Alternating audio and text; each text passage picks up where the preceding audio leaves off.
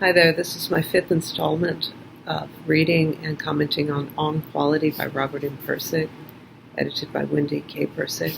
So the chapter I'm going to read today and comment on is Part 1, Quality.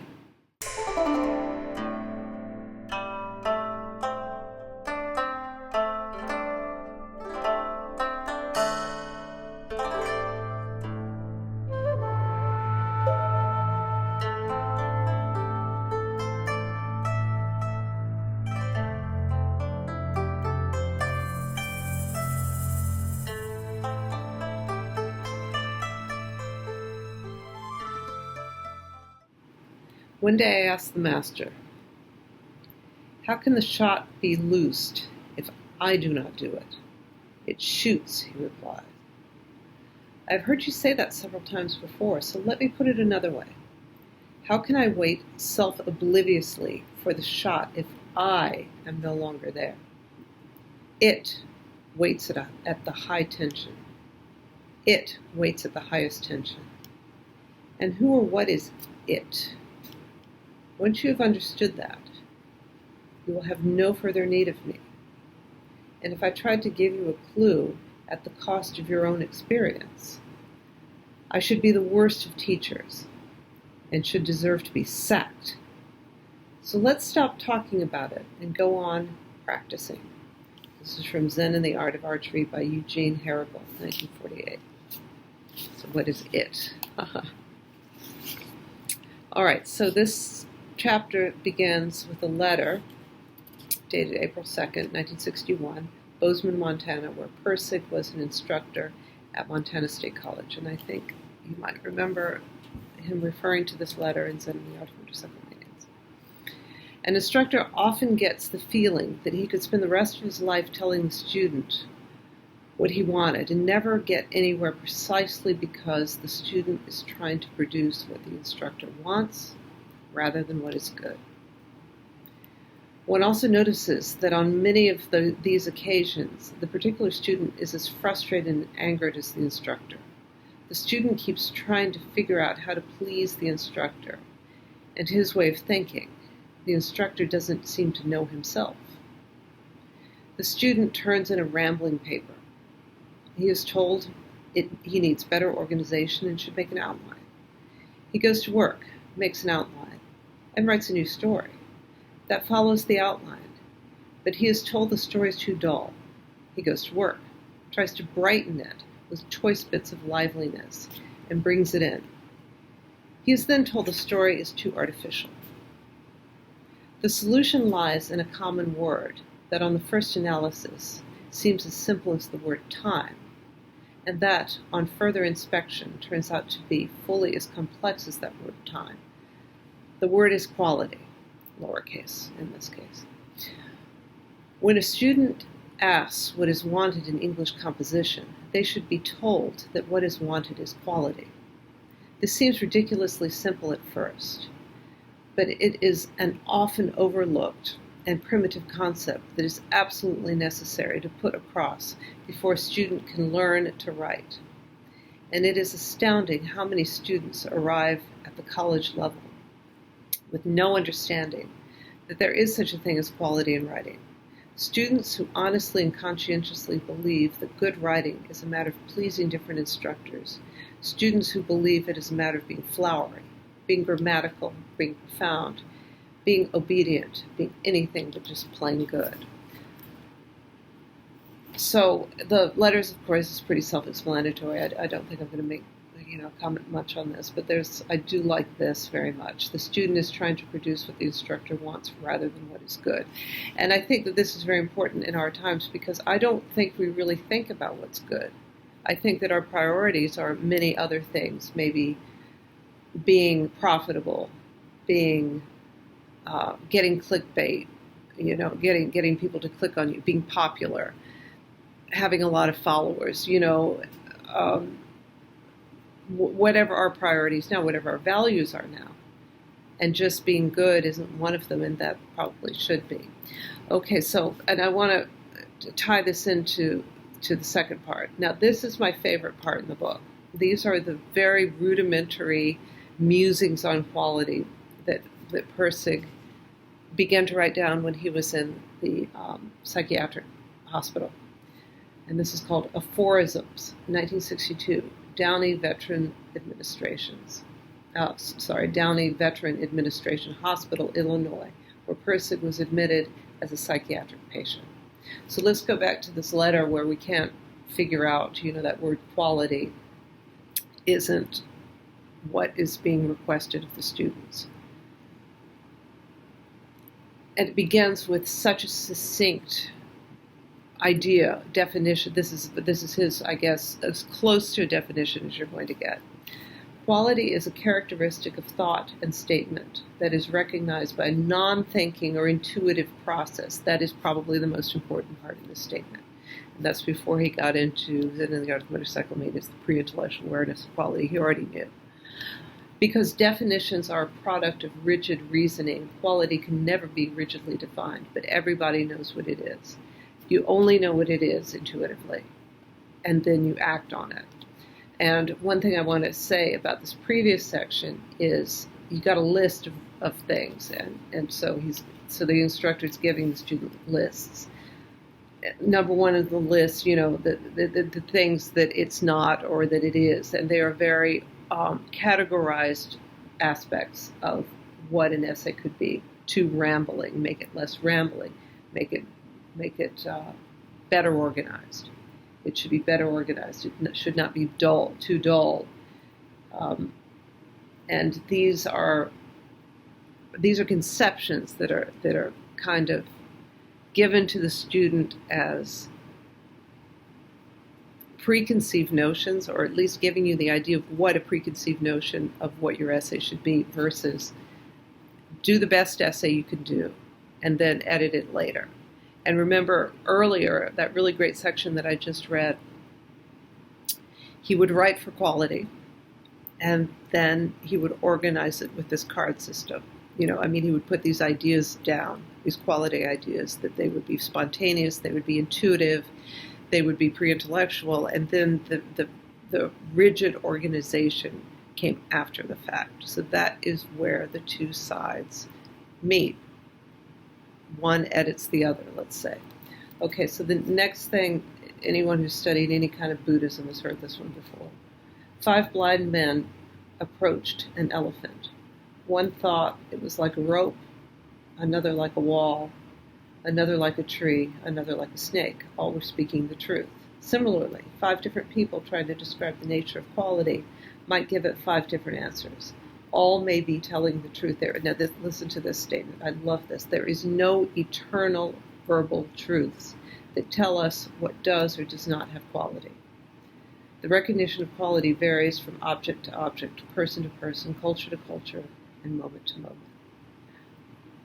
So that is a really important counter to, let's just say, any structured moral system. Moral systems are fine if they're cultural patterns, if they're social patterns. But to say that these moral systems are ever ultimate, you're never going to win. This is why religions fight with each other, because none of these systems are the ultimate, the ultimate quality, let's say. And you're going to see this all the time in human history, philosophy, in anything that requires a person to take stock of his place in the universe. There's always going to be a desire for a certain eternal truth, and we can only get so close to that. Now, a lot of my struggle lately is to try to reconcile Plato and Pirsig. And I think where he had trouble with Plato, and where Platonism falls short, is that there is an outer sense of the good. For Pirsig, and this is really important, I'm going to talk more about this as more, try to consolidate this idea. But for Pirsig, the idea of quality is more like Tao. It's more like a force in the universe that creates the universe. Whereas in Platonism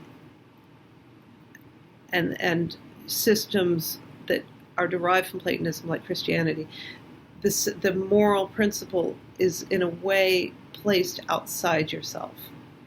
I'm really simplifying.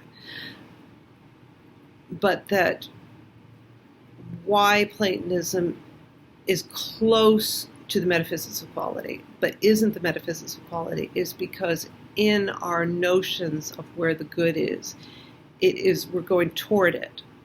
So it's not as if it's a thing that is in the universe. It does have this quality of like Pirsig's quality, being within and being without, like and the open Christian notion of God, or the better, the true Christian notion of God is within, without, and in many spiritual traditions. But there's a difference. There is kind of a spatial orientation towards the good, towards the top of the hierarchy, that doesn't exist in the metaphysics of quality. Metaphysics of quality stuff is kind of pushed into quality, and you don't know where that push is coming from. Does that make sense? So I think the point, after that long ramble, the point I'm trying to make is metaphysics of quality and Taoism are two of the few ways of understanding quality that are totally free of conceptualizations, as free as they can possibly be. There are qualities that exist in the object. There is the quality that exists in the subject or mind as excellence, but the belief that quality exists in the mind or the object is due to the basic dualistic illusion that the observer and observed are separate. At the instant quality is observed, observer and observed are not separate. I like this sentence here. There is the quality that exists in the subject or the mind as excellence. So that means that you know what quality is. And that is something that really is innate to anything that can detect quality. And you know what excellence is. It's better than where you are now, basically. But what quality is that unification of the two, is when the subject detects the object. And I think that makes sense at this point. We understand what this means. At the instant quality is observed, observer and observed are not separate.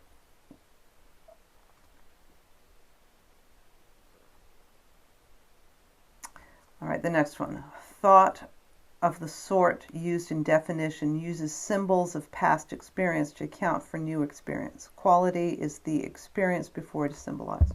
So I think he ended up using the word analog for symbol here. But what's interesting, and I'd like to think about this a little bit more, that the word symbol is so important in this little corner of the internet. So what does he, now we know he ended up using the word analog. So maybe he didn't mean symbol in the way that we use it in this corner, which is distillation of, roughly, let's just say distillation is a big part of symbolism. Was he using it in that way? I guess so. I mean, I guess that's what that means. But I think that there's more exploration to be done with this phrase. Okay, the next one. A discipline of quality is learned when one succeeds in a pure response to one's instantaneous situation, uncluttered by divisive thought or past conditioning. When this response is sensitive to subtle as well as gross differences, and perhaps when one realizes that existence itself is simply this continuing response. Here you can definitely see, and in this book in general, you can definitely see how much Pirsig was influenced by his Zen practice.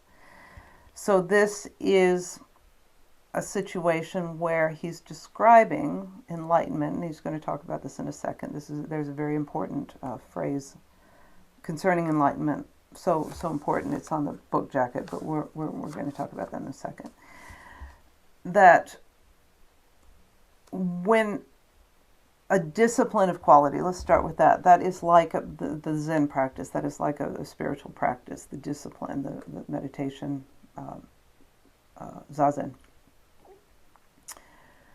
And what you are trying to achieve in this practice is removing all patterns. In Lila, primarily intellectual patterns, but he's talking about uncluttered by divisive thought, opinion, value, or past conditioning. And so that means getting rid of patterns and just having that raw experience of reality. That reality that is implied in here, that existence itself is simply this continuing response, the undifferentiated aesthetic continuum, and responding to what is happening in this undifferentiation of quality responses, and seeing the quality responses themselves versus the analog. Next one. Of course, what one judges to have or not have quality results largely from one's cultural conditioning. What doesn't? Of course, that makes sense. Of greater importance is that the growth of the culture is a response to a drive toward high or positive quality. Quality is the teleological cause of social growth. Of course, we might look at that phrase, we might look at that little paragraph and say, no, it's not towards quality, it's towards something worse. There's a real mixed bag about that, because in a narrow context, it's not towards something worse, it's towards something better. Let's just say towards a more affluent society, towards a society that can provide better material goods for its population. And in most people's minds, that is highest quality. What's missing in that understanding of quality is a spiritual component, which we've lost to a large extent. So is Pirsig saying that cultural, is he saying that would he restate this in this day and age? I don't think so. I think that he would be willing to assume that this is on the road to something better. He has an evolutionary understanding in his model, potentially. These things are kind of tough to work out. But it is fair to say that what you think is good is probably what you've been taught to a large extent. And this going back to, this being able to perceive the undifferentiated aesthetic continuum through a spiritual practice is removing this cultural conditioning so you can see actual reality itself. But this is more talking about the social level, let's say. As our cultural drives toward quality have been on the whole crude and primitive. Maybe that answers my question. The great engines of social change have not much time to rise above simple demands for more food, clothing, and shelter, aimed at a satisfaction of the most basic desires. As these desires are satisfied by technology for huge masses of people, however, a new problem arises. What next?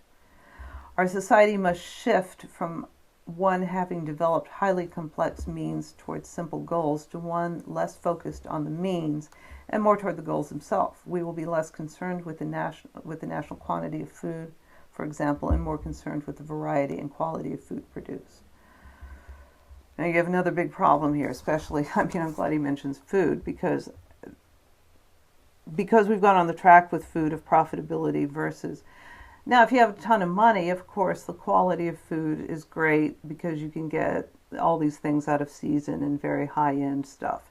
But in general, we're talking about the surplus is... The technology is allowed for surplus so out of control that we waste a hell of a lot of that food. And it's mostly because it's so cheap.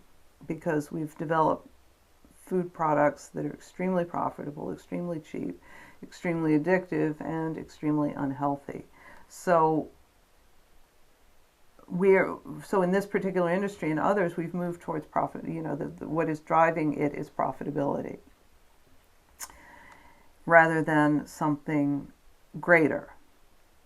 And there is more and more pushback against that as we sort of maybe are moving into another level, hopefully. It could get better, it could get worse. If we're going to a different level, for example, if COVID has exposed to us that a lot of this unhealthy food really, we can see it in real time, how it affects our mortality.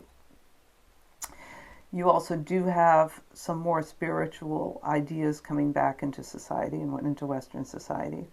So, are there things that are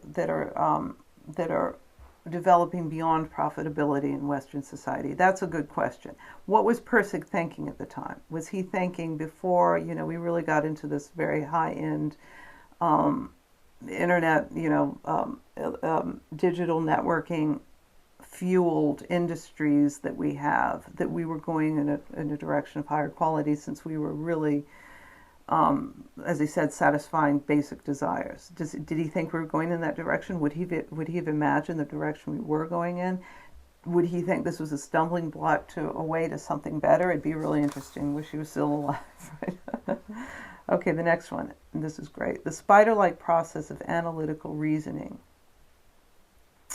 That is, the chief characteristic of what we call civilization does not have to be abandoned permanently for an understanding and continuous appreciation of quality.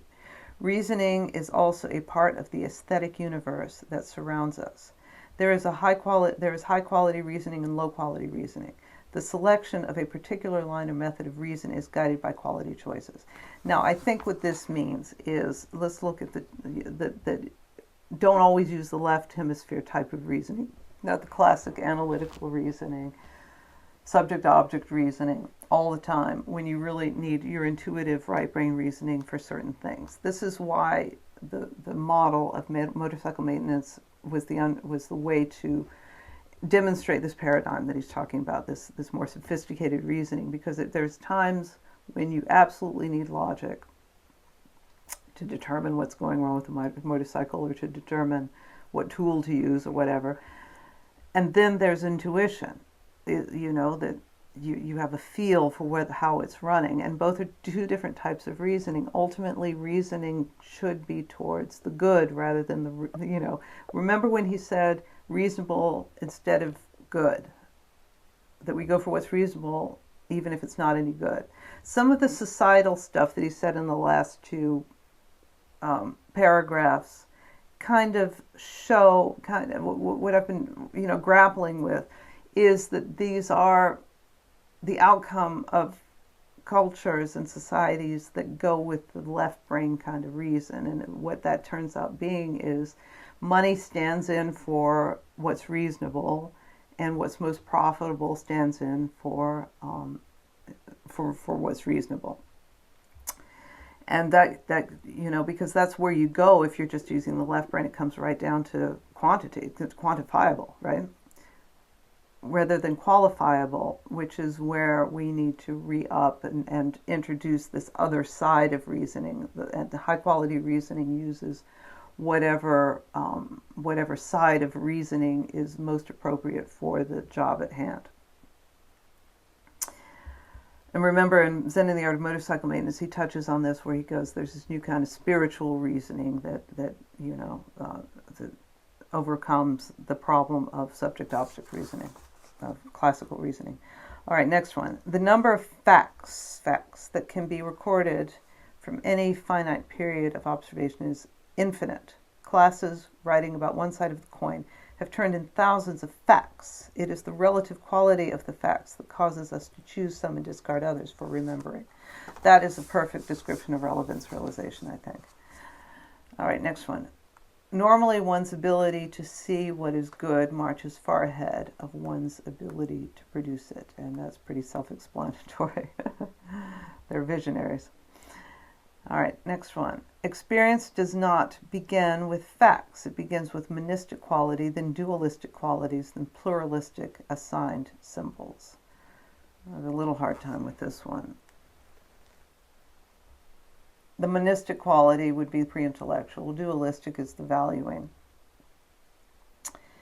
And pluralistic assigned symbols would be the analogs created from this quality event. The monistic quality, the event, dualism, and analog pluralistic assigned symbols. So I think that makes sense. That is how cognition works. And you're going to see this exact paradigm in, you're going to see something very similar to this in Pajot's language of creation. You're going to see God creates heaven and earth, and then the smaller fractal things that are created from that heaven and earth division.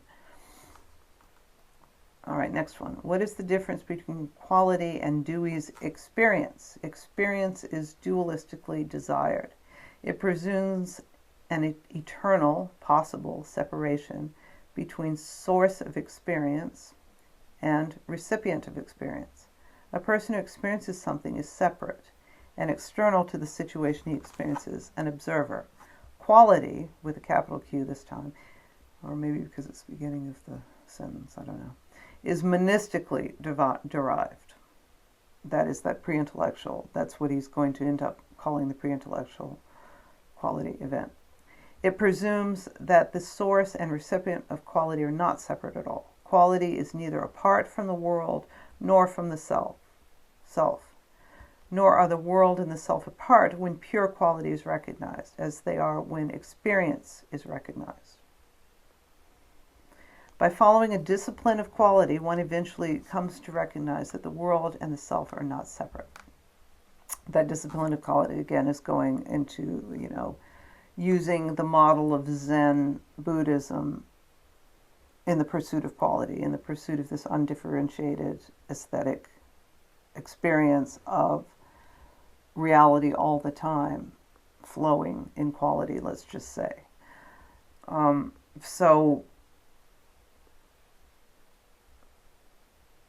So quality, our perception of quality, the perception of quality is what makes the world go. All right, the next one. The ultimate goal in pursuit of excellence is enlightenment. Wow, and that is what is written here. So that's how important that phrase is. The ultimate goal in the pursuit of excellence is enlightenment. After that, there are no goals, for one realizes emotionally as well as intellectually that all experience is of equal quality. So that's where you are trying to get with the discipline of quality, is seeing, like being in the flow of quality versus wanting something and not wanting something else. Grasping, as they would say in Buddhism. All right. Next one. Truth is a high-quality statement, quality being the determinant of reality. And you can see a little bit of pragmatism in there. Truth is a high-quality statement, quality being the determinant of reality. So the moment that quality event is going to tell you what is true in that moment. It's maybe not going to be true in every moment. But as long as that moment of quality is understood, and for our purposes as limited beings, lasting as long as, the longer the understanding of this quality event and the analog created lasts, the higher quality it is as a statement. The more it seems like an eternal truth. So truth as an eternal thing is misleading in a way. That's what metaphysics are about, trying to get to the axioms of truth, and that's why they always fail, because nothing is permanent. But something like a metaphysics, Pirsig's metaphysics, are high quality statements, and they're as close to truth as you're going to get. You're going to, like within every, these metaphysics, these high quality metaphysics of many, Buddhism, Vedanta, Christianity, would be what we would consider truth, because they seem so enduring. And in science, some of these scientific truths operate for us very well for a very long period of time. All right, the next one. The term quality cannot be intellectually transcended because it is both. This is great. All right, listen to this, and I'm just going to read it because I don't need to explain it. It's just going to hit you. The term quality cannot be intellectually transcended because it is both indefinable and infinitely definable, which amounts to the same thing. If it is summed up, the intellectual summary will not be superior to the term because the antithesis of the summary will be as true as the summary itself.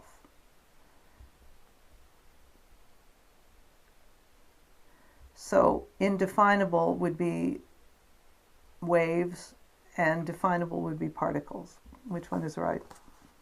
Okay, last one. Quality itself is the same for everyone, everywhere. And it's really important to understand that statement because the actual perception of quality does not vary. That perception of quality is, let's just talk about axiomatic truths. That is, which is why he says a high quality statement is as close to truth as you're going to get, because that particular experience of quality is universal, and that is as high quality statement as you can get. So in Pirsig's metaphysics, quality itself is truth. Okay, so the next section, and that was my favorite section, the psychology. The next section is a long passage from Lila, and I'm going to read it. I don't know how much I'm going to comment on this. And I don't remember what chapter this is. Lila, An Inquiry into Morals, 1991. Long ago, when he first explored the idea of quality, he'd reasoned that if quality was the primordial source of all our understanding, remember we just talked about in the last section, then it followed that the place to get the best view of it would be at the beginning of history, when it would have been less cluttered by the present deluge of static intellectual patterns of knowledge. That's interesting because he's kind of saying that, this Zen experience of getting rid of all these patterns, why not do this in an academic, intellectual sense? This is an intellectual pursuit, by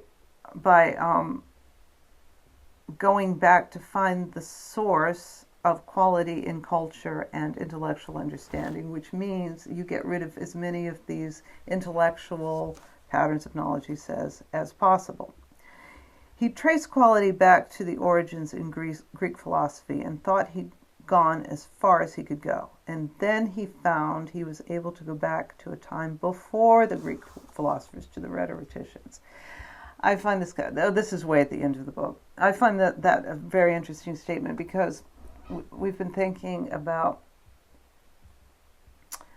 Plato, and was Plato the big bugaboo that Phaedrus thought he was? And what would, because it turns out that Pirsig did write that little foreword to that small novelty book about Plato, and it was, his opinion of him, there was an ambivalence to it, I get that. But it seemed like he had softened, that Pirsig himself was not as, did not see Plato as such a nemesis as Phaedrus does. Philosophers usually present their ideas as sprung from nature or sometimes from God, but Phaedrus thought neither of these was completely accurate. The logical order of things, which the philosophers study, is derived from the mythos. The mythos is the social culture and the rhetoric which the culture must invent before philosophy becomes possible. Most of this old religious talk is nonsense, of course. But nonsense or not, it is the parent of our modern scientific talk. Now that's what I would really like to have introduced Robert Pirsig and Mathieu Peugeot, because I think Mathieu Peugeot would have been able to demonstrate to Pirsig that in that religious talk, a lot of it, in fact, was not nonsense. In fact, it was what he was talking about back here, which was monistic quality, then dualistic quality, then pluralistic assigned symbols. That it was a way of understanding the mythos in myth, this very pared down metaphysics that is the essence of Pirsig's understanding of cognition, perception, however you want to put it. And that when people really run across something, when people really are visionaries about the way we are, it can really line up, right?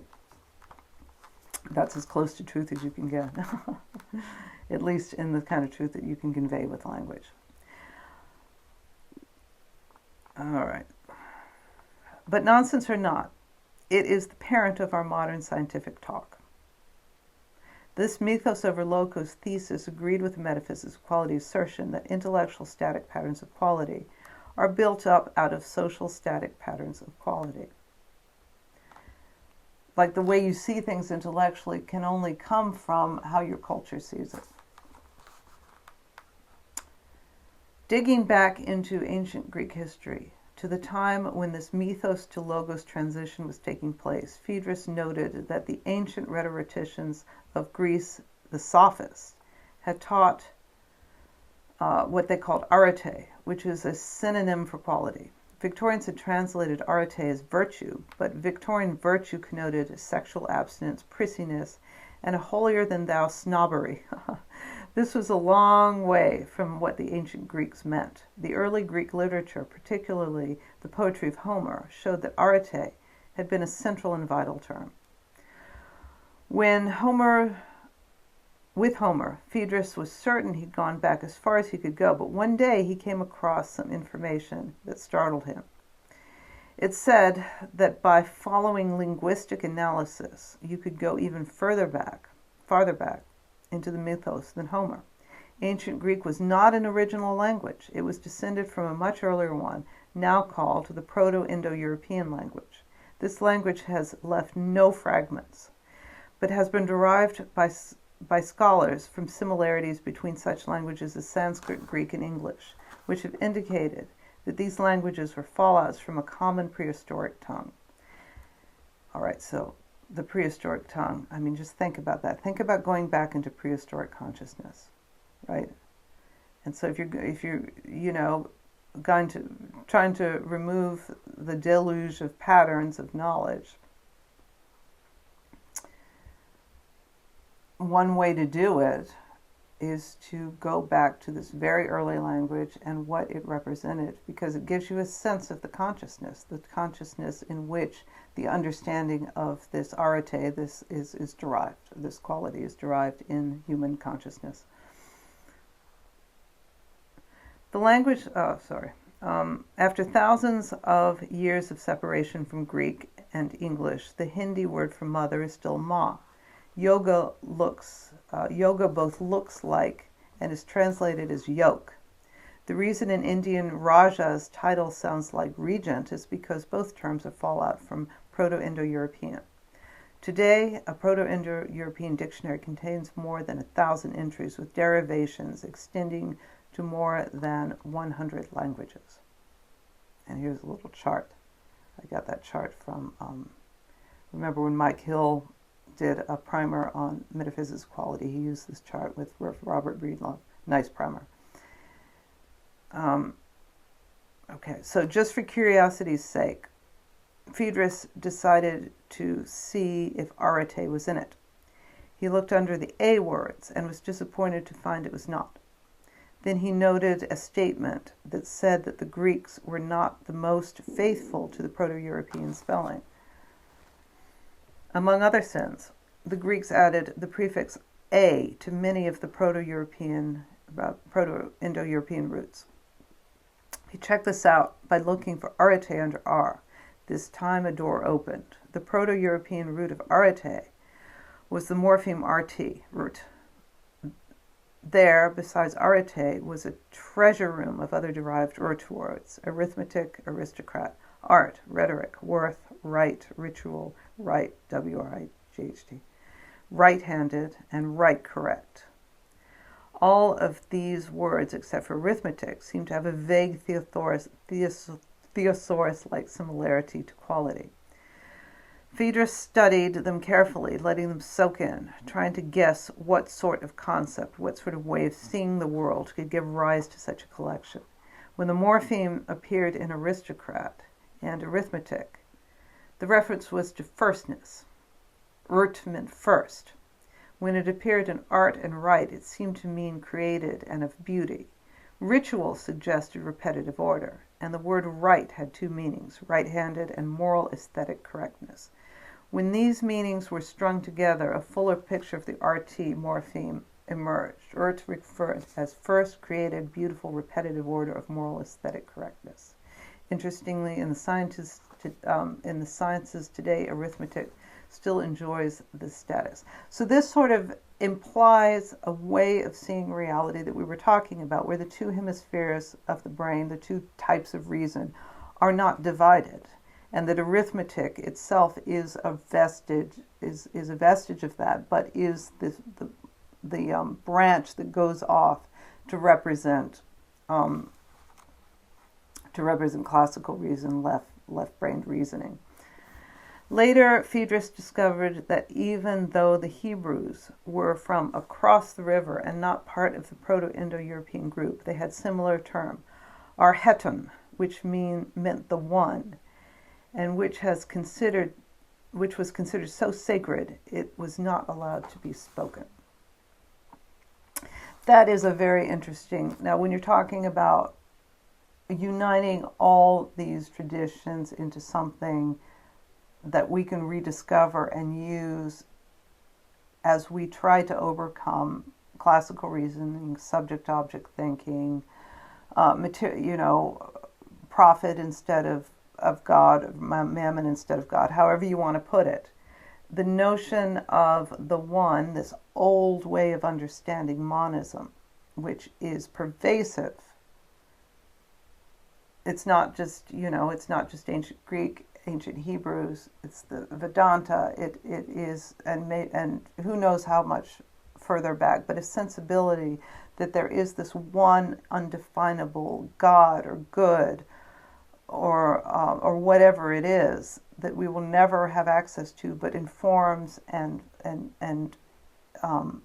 fractals out, just like in the language of creation, in our experience and understanding, and that this one that we will never get a hold of, like we could never define quality, is what unites all these traditions at the onset,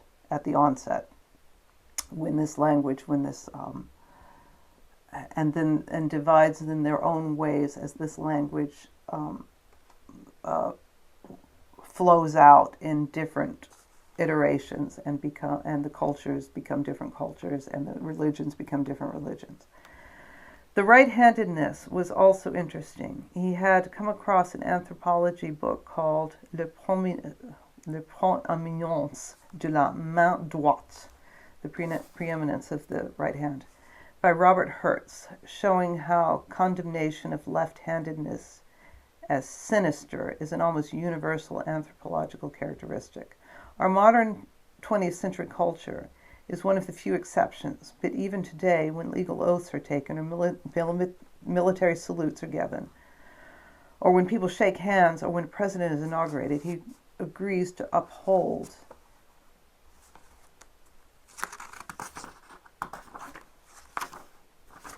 the first creative, beautiful, repetitive order of moral and aesthetic correctness of his country. It is mandatory that he raise his right hand. Now, one thing that's very interesting is my understanding is the right hand is controlled by the left side and the left hand controlled by the right side. The left, sinister, it turns out to be bad, it turns out to be messy, So you can see how the division and the orientation towards the classical reasoning begins to happen, right? When school children, did you notice I said right? When school children pledge allegiance to the flag as a symbol of this tribal beauty and moral correctness, they are required to do the same thing. Prehistoric root is still with us. But it's expressed in a very biased way, I would say. This is the McGilchrist again saying, yes, root is still with us. You can call it reasoning even. And this is why reasoning as an avenue towards the good becomes such an interesting concept, is because what is the good? It isn't just this half, it's the whole thing. There was just one thing wrong with this Proto-Indo-European discovery, something Fiedrus had tried to sweep under the carpet at first, but which kept creeping out again.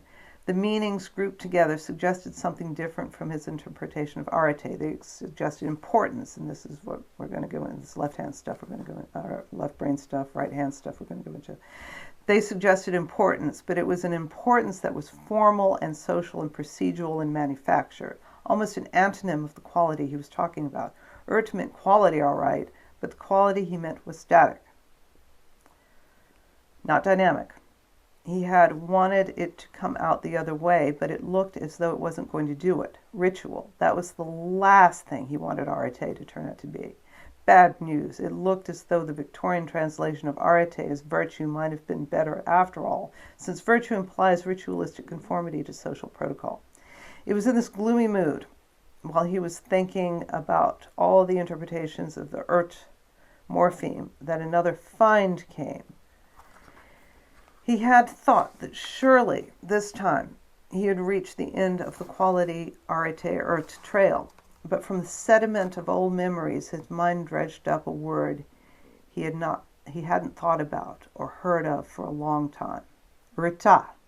It was a Sanskrit word, and Fiedrus remembered what it meant. Rita was the cosmic order of things, and he remembered he had read that the Sanskrit language was considered the most faithful to the Proto-Indo-European root, probably because the linguistic patterns had been so carefully preserved by Hindu priests. Rita came surrounded by a memory of bright, chalky tan walls in a classroom filled with sun. At the head of the classroom, Mr. Mukherjee, a perspiring, dhoti-clad Brahmin, was drilling dozens of ancient Sanskrit words into the assembled students' heads. Advaita, Maya, Advidya, Brahman, Atman, Prajna, Samkhya, Visistadvaita, Rigveda, Upanishad, Darsana, Jnana, Jnana, Jnana. Oh, that's a hard one. On and on. He introduced them day after day, each in turn, with a little smile that promised hundreds more to come. At Fiedrus's worn wooden desk near the wall, in the back of the classroom, he had sat sweaty and annoyed by buzzing flies. The heat and light and flies came and went freely through openings in a far wall, which had no window glass because in India you don't need it. That's true. Well, you need it during the monsoons. His notebook was damp where his hand had rested. His pen wouldn't write in the damp spot, so he had to write around it. When he turned to the page, he found the damp had gotten through the next page also. In the heat, it was agony to remember what all the words were supposed to mean. Ajivya, moksha, kama, ahimsa, susupti, bhakti, samsara. They passed by his mind like clouds and disappeared.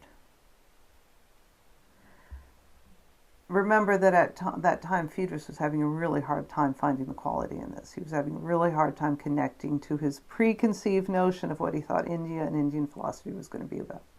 Through the openings in the wall, he could see real clouds, giant monsoon clouds towering thousands of feet up, and white-humped Sindhi cows grazing below.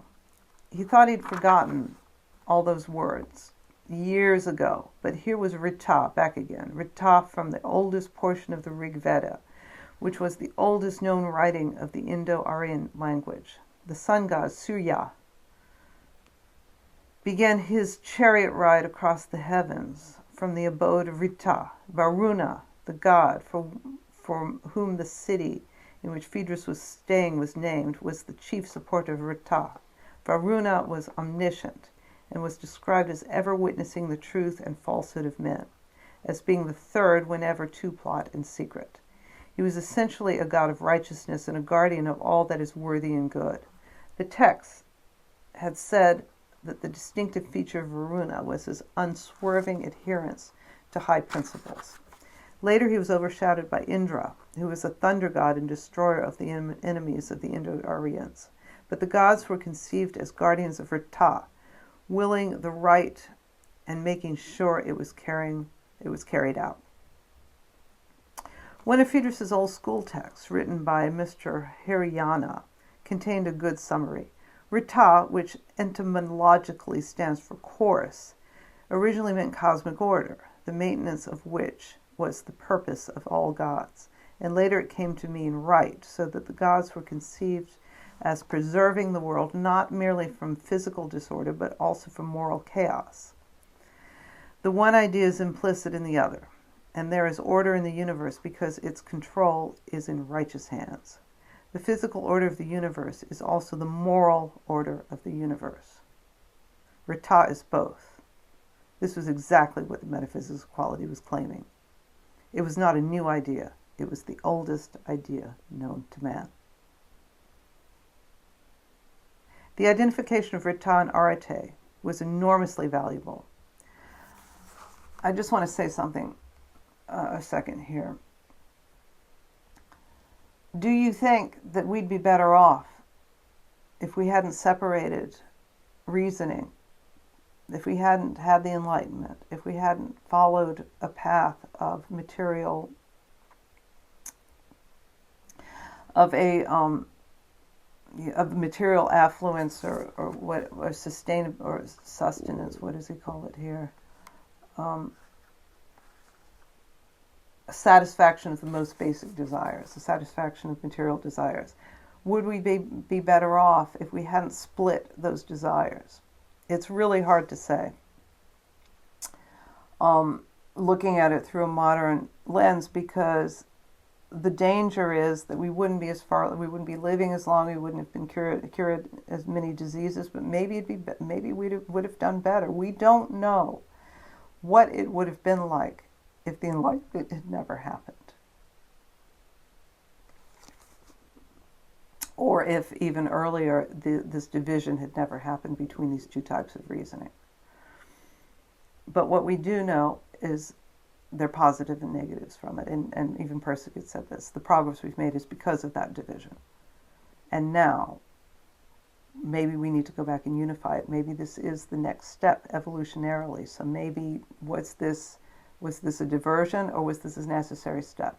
Who knows? All right.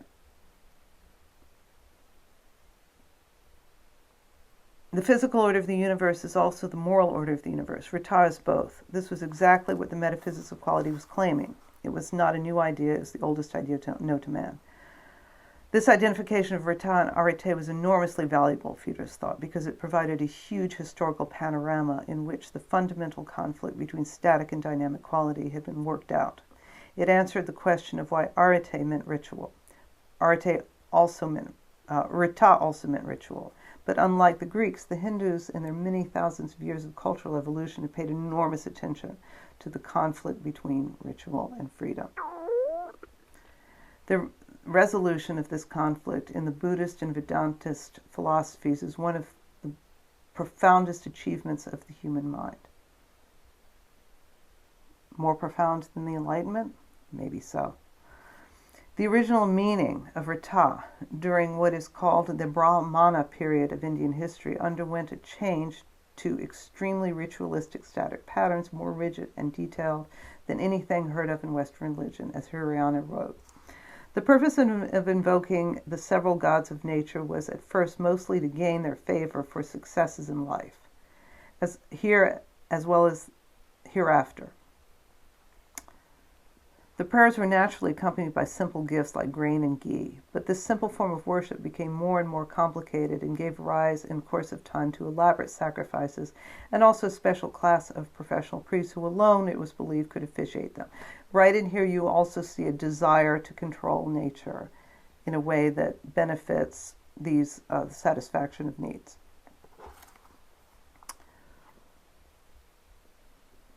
There are allusions in later hymns to rites which lasted for very long periods and at which several priests were employed by the sacrificer. A change came over the spirit with which offerings were made to the gods during this period. What prompted the performance of sacrifices was no longer the thought of prevailing upon the gods to bestow some favor, ward off some danger. It was rather to compel or coerce them to do what the sacrificer wanted done. So that even implies, even in all of human consciousness, in all of human understanding, there is an understanding that we can control nature. That the burgeoning understanding we can control nature comes from this, comes from our desire to have things done a certain way versus gratitude or hope that it is going to be a certain way. That is like, you're going to see this in all mythology, something like this, where there is a division in consciousness, probably, I don't know,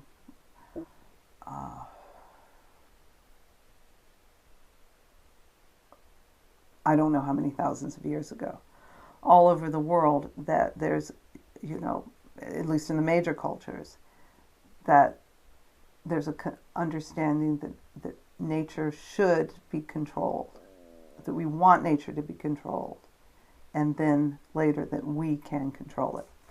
There was a profound change in the conception of sacrifice, because remember, the sacrifice is affecting nature, and consequently in that of the relation between gods and men.